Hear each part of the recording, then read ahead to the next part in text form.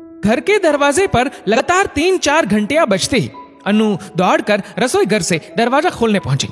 जैसे ही दरवाजा खोला तो सामने देखा उसका 15 साल का बेटा राहुल खड़ा था।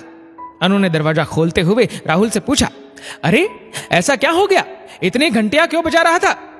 राहुल ने जवाब दिया, मम्मी हटो यार, फुटबॉल खेलते समय चोट लग गई है। अनु ने फिक्र जताते हुए उसके पैरों की तरफ देखा तो उसे खरोच आई थी। अनु ने कहा, अरे कैसे हो गया ये? राहुल ने फिर से गुस्से से कहा, अरे यार हटो ना, जाने दो, अंदर मुझे अपने कमरे में बहुत दर्द हो रहा है।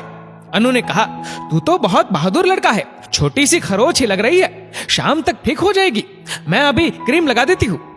राहुल मैच हारने का सारा गुस्सा मां पर निकालते हुए बोला, आपने कभी फुटबॉल खेला हो तो ना, मुझे बहुत दर्द हो रहा है। अरे छोड़ो, आपको क्या पता दर्द क्या होता है, आराम से घर पर ही तो रहती हो। अनु को अपने ही बेटे से ये शब्द सुनकर ठेस पहुंची, लेकिन एक मां अपने बच्चे की तकलीफ देखकर बाकी किसी चीज के बारे में नहीं सोचती। जल्दी से जाकर एंटीसेप्टिक ले आई। ये सारी मां बेटे की बातें राहुल के पिता शिखर ने सुन ली थी, लेकिन मां बेटे के बीच में बोलना उचित नहीं समझा। अनु ने राहुल की खरोच को साफ करके उस पर क्रीम लगा दी और वापस अपने रसोई के कामों में जुट गई। राहुल कानों में ईयरफोन लगाकर गाने सुनने में मस्त था, ये सोचे बगैर कि आज उसने कितनी बड़ी चोट अपनी मां के दिल पर पहुंचाई है। तभी शिखर उसके कमरे में आया और उसे इशारा करके ईयरफोन निकालने को कहा। राहुल समझ गया कि पापा कुछ खास कहना चाहते हैं। शिखर ने उसके हाथों में काले रंग की डायरी थमा दी और कहा, जब अपने गानों से और दोस्तों से फुर्सत मिले तो डायरी के कुछ पन्ने जरूर पढ़ लेना। राहुल ने डायरी पहली बार देखी थी। उसने अपना फोन किनारे करते हुए डायरी के पन्ने खोले। उसने पढ़ना शुरू किया, जिसमें लिखा था, शिखर और अनु की जिंदगी में ढेर सारे खुशियां लाने वाले मेहमान का स्वागत है। ऐसा पढ़कर राहुल को उस डायरी के आगे के पन्नों को पढ़ने की उत्सुकता बढ़ गई। वह समझ गया कि इसमें उसके जन्म को लेकर कुछ बातें लिखी हुई थी। अगला पन्ना खोलते ही उसने पढ़ा, आज मैं और अनु बहुत खुश हैं। आज ही हमें पता चला है कि हमारे घर प्यारा सा मेहमान आने वाला है। हम दोनों बहुत खुश हैं। कोशिश करेंगे कि हम हमारे आने वाले बच्चे के लिए सब कुछ कर सके, उसे दुनिया की सारी खुशियां दे सके। कुछ पन्नों को पढ़ने के बाद एक पन्ना आया जिसमें उसने पढ़ा, आज अनु को 7वें महीने की सोनोग्राफी कराने ले गया था। हमने आज हमारे बच्चे की छवि देखी, उसकी धड़कनों को महसूस किया। मैं और अनु बहुत खुश है। आगे के पन्नों पर लिखा था, बस कुछ ही दिन बाकी है जब मेरी और अनु की गोद में एक प्यारा सा मेहमान होगा, हमारा अंश, हमारा बच्चा। आज अनु को देखकर लगता है, क्या ये वही अनु है जो दौड़ दौड़ कर मुंबई की ट्रेन पकड़ लेती थी और आज हर एक कदम इतने ध्यान से उठाती है कि कहीं उसके बच्चे को तकलीफ ना हो जाए। अनु जो हमेशा खुद के फिगर को लेकर हमेशा ध्यान रखती थी, आज इतना वजन बढ़ने के बाद भी वह खुश है। यही चाहती है कि उसका बच्चा स्वस्थ पैदा हो।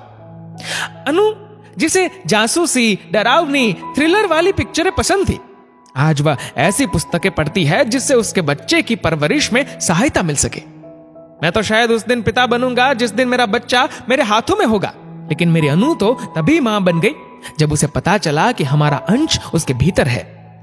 राहुल डायरी के पन्ने पढ़ते जा रहा था और उसे उन सारे पलों को महसूस करने का मौका मिला जो उसके माता पिता ने महसूस किए थे। आखिरी के 2 पन्ने पढ़ने बस बाकी थे। उसने पढ़ना जारी रखा। आज अनु को तेज दर्द हुआ। हम डर गए थे, लेकिन अनु ने मुझे संभालते हुए कहा, तुम डरो मत, बस जल्दी से डॉक्टर के पास चलो। हमारे वहां पहुंचते ही डॉक्टर ने अनु को देखा। उन्होंने कहा, अभी समय है, कुछ घंटों के बाद देखते हैं, आप एडमिट हो जाए। मैंने उनसे कहा, अनु को तेज दर्द हो रहा है, शायद ये लेबर पेन है। डॉक्टर मुस्कुराती हुई बोली, आप शायद नहीं जानते कि जब एक स्त्री मां बनती है उस समय का दर्द कैसा दर्द होता है। उस दर्द की आप कल्पना तक नहीं कर सकते। ईश्वर ने उस दर्द को सहन करने की क्षमता केवल एक स्त्री को दी है। यह सुनकर मेरे हाथ पांव कांपने लगे। मैं नहीं चाहता था कि मेरी अनु इस दर्द से गुजरे। मैं अनु के पास गया और उससे पूछा, तुम ये दर्द बर्दाश्त कर पाओगी? देखो, हम सिजेरियन करवा लेते हैं, तुम इतना दर्द क्यों सहन कर रही हो? अनु ने मेरा हाथ थाम कर कहा था, कैसी बात कर रहे हो, मैं हर दर्द सहन कर सकती हूँ। डॉक्टर ने भी यही कहा है। कोई परेशानी होती तो बात अलग थी, और अब मैं तुम्हारी अनु नहीं, एक मां भी हूं। और अपने बच्चे के लिए मैं हर दर्द सहन करने के लिए तैयार हूं। डॉक्टर से कहना कि नॉर्मल डिलीवरी ही करे। कुछ घंटों के बाद अनु को लेबर रूम में ले जाया गया, जहां मैं उसकी चीखें सुन रहा था पर कुछ नहीं कर पा रहा था। और बस कुछ देर बाद रोने की आवाज आई और मैं समझ गया कि मैं पिता बन गया। लेकिन मुझे चिंता थी अनु की। 15 मिनट के बाद जब मुझे अनु से मिलने की इजाजत मिली, तब मेरी आंखें आंसुओं से भरी हुई थी। मैंने उससे पूछा, कैसी हो तुम? मेरी बहादुर अनु ने कहा, मैं बिल्कुल ठीक हूं, हमारा बच्चा कैसा है? उस दिन मैं हर मां के सामने नतमस्तक हो गया, जिसने इतना दर्द सहकर एक बच्चे को जन्म दिया। मैं तो थोड़ी सर्दी खांसी से परेशान होकर दफ्तर से छुट्टी ले लिया करता था, पर मेरी अनु कितना दर्द सह गई और उसके बाद भी मुस्कुरा रही है। हां, क्योंकि वह अब एक मां बन गई है। इतना पढ़कर राहुल फुट फुट कर रोने लगा। डायरी को सीने से लगाकर खुद पर नाराजगी जाहिर करने लगा। अगले ही पल दौड़कर रसोई में जाकर अपनी मां को जोर से गले लगा लिया और कहा, मम्मी मुझे माफ कर देना, मैं तो एक छोटे से दर्द को भी सहन नहीं कर सका और तुम मेरे लिए क्या कुछ नहीं सहन कर चुकी हो। मम्मा आप ग्रेट हो। अनु, शिखर और राहुल बिना कुछ बोले बस एक दूसरे को महसूस कर रहे थे।